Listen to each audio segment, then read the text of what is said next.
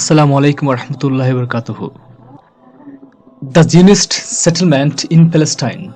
It is worth mentioning that during that period of the 19th century, there appeared in Bilad al-Sham, including Palestine, what is known as national awareness with its modern concept, whose pillars were cartelized in Europe in parallel with the development of capitalism. Owing to the crystallizations of this national awareness, in addition to the intellectual and cultural awareness in the Arabic nation that strived for unity, independence, and control of its economic resource as general statement of defense imminent against all forces that were foreign and occiddental to this unified Arabic nation. Thus there was a patriotic awareness to stand up for the Zionist settlement and resist it in Palestine since its start. Nevertheless, such efforts were not translated into an organizational framework which would be based on methodical foundations following a certain program. Contrary to Zionist movement, which no sooner after holding a Zionist conference at Versailles in Switzerland in 1897, they formed their organizations in such a way that fulfills their goals. It is noted that during the Ottoman rule, the government did not object to the dwelling of the Jew in its territories, but they object to their migration from other countries to their regions and hidden especially to Palestine.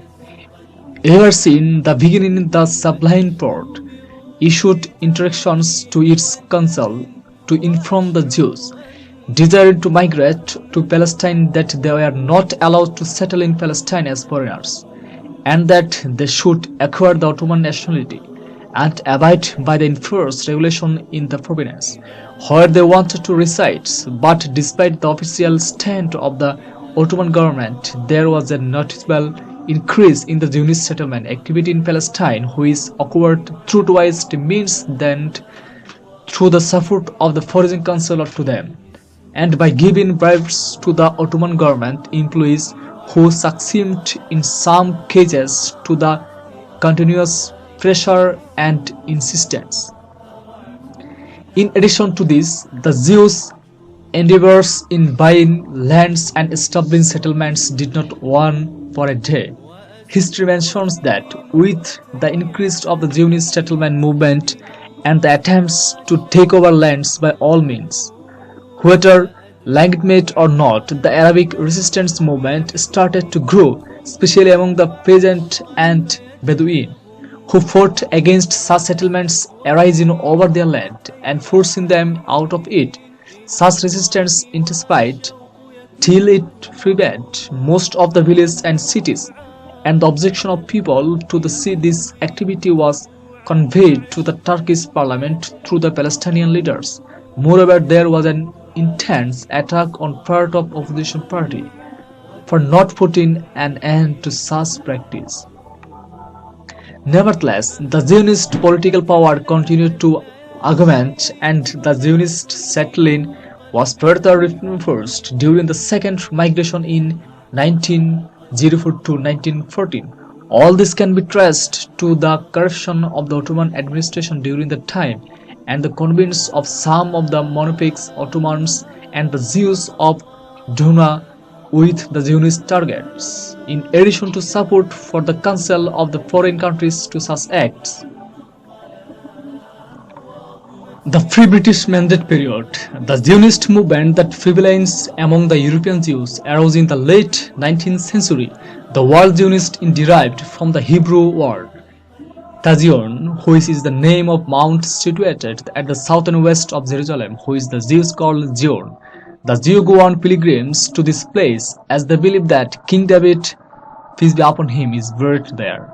It is known that Jews during the period and before it were no more than groups scattered all over the world, sharing no political, economic, social or patrimonial ties. Only the religious link is what binds them together, and this is owing to melting away of this group in the society they can live in. Moreover, The Zionist claim of the preachers of a Jewish nationality is no more than a fabrication, because such grouping lacked the factors of nationality that promise, which are the existence of a unified nation, one territory over which they reside, common language, habits, and conventions that they all share. The nation of Zionists had grown within the European civilized climate since that 16th century, and it flourished under the political atmosphere that was prevalent in Europe in the 19th century, the imperial atmosphere. And especially in the year 1870, the Zionist nation was founded on the basis of establishing a national home to the Jews in Palestine, following the bargain that was concluded between the Zionist movement and the British colonization on the basis of Balfour Declaration in the year 1917. When the British troops succeeded in entering the countries by means of dissipations, they were received warmly as being libertine rather than occupying troops. But then after the arrival of the Zionist committee, the Arab discerns the danger lurking to them, where the British government consented on sending such committee to Palestine so that it accomplishes any step that are exempt for the executions of the governor's declaration concerning the establishment of the national home to Jewish people in Palestine under the authority of the British general, and at the same time quieting the debates of the Arab concerning that the real Zionist intentions. In addition to this, the occupying military administration worked on preparing Palestine gradually to become a national home of the Zionists with all possible means and ways. What has occurred following the arrival of Zionist communities is considered a matter hard to believe, which was the establishment of a national country to the Jews in a country with more than 92% of its population from the Palestinian Arabs. British Mandate in Palestine 1923 to 1948. At the outset of this period, Britain had undertaken the Mandate Act over Palestine to govern the country according to the League of Nations Convent, although Britain did not need to start executing the terms of the Act because it was already practicing its control over Palestine years before the issuing of the mandate, and that according to its Zionist colonialism policy, which was mainly based on subjugations and the power of the weapon till year 1948. During that period of the organizations in the country did not show any progress, thus the Palestinian Arabs had no other resource but to submit their complaints to the Permanent Mandate Committee in Geneva. But this committee had no authorizations to carry out inspections and follow up in the mandated countries.